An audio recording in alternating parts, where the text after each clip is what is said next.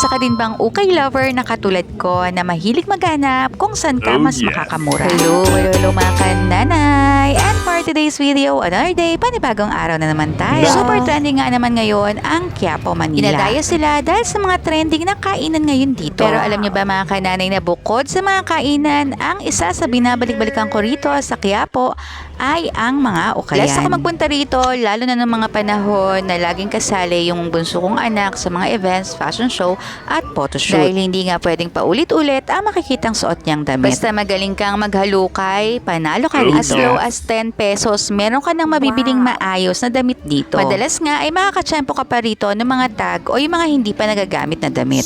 Basta magaling ka lang talagang maghalukay. Asa nanay na kailangan mag-budget ng ating mga panggastos. Malaking bagay talaga yung mga ukayan. At kung ayaw mo rin naman ng ukay, ay meron ding mga available rito ng mga brand new clothes na hindi rin naman ganon kamahal. Yung pasok na pasok pa rin siya sa budget mo. So kung gusto niyo puntahan to, dito lang yan sa May Hidalgo Street, dito sa May Quiapo, Manila. Kung may kakilala kang ukay lover, tag mo na to sa kanya.